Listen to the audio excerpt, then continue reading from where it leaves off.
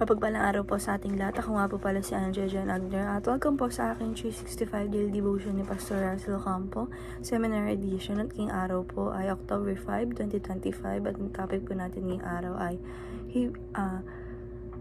Sex and Glory. Ano ang purpose ni Lord? And yung scripture po natin ngayong araw is Hebrews chapter 13 verse 4. And sabi po dito sa ating concept ng sex and glory, sex is not ultimately about human pleasure but about God's glory. When expressed within marriage, it reflects His design of love, faithfulness, and fruitfulness. The misuse of sex dishonor Him, but the right use magnifies Him wisdom and goodness. As with every part of life, sex must be lived on out it in a way that exalt Christ and display the beauty of the gospel.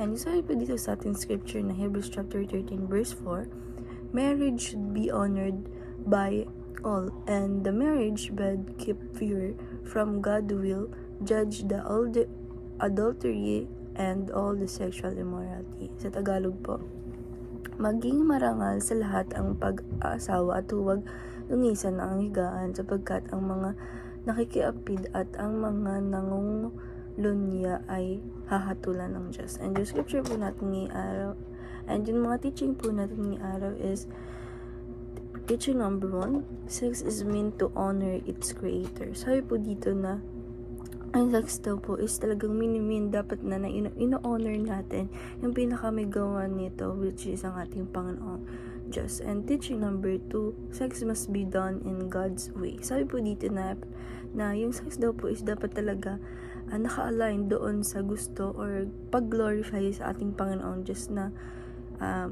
ito ay within marriage and nagre-reflect ito sa design na kung saan yung love, faithfulness, and fruitfulness na hindi ito nami-misuse.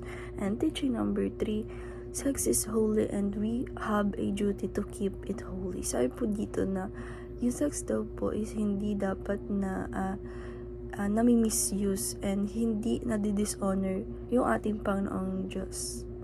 And dapat na ginagamit ito right use to magnify His wisdom and goodness. And application number 1, love your partner by keeping holy. And sabi po dito na i-apply po natin sa life natin or sa sarili natin na mahalin natin yung partner natin in life na bigay ng ating Panginoon Diyos, na dapat yung mga ginagawa natin is keep natin na holy and in-honor yung ating Panginoon Diyos. And application number 2, learn not to hard way but God's way. Sabi po dito na apply po natin sa sarili natin or sa life natin na pag-aralan natin yung mga bagay na hindi tayo mahihirapan kundi gawin natin ito ng mga bagay na God's way. And application number 3, lead your partner to God-glorifying relationship. Sabi po dito na apply po natin sa sarili natin or sa life natin na ilid natin yung mga partner natin na mag-glorify yung ating Panginoong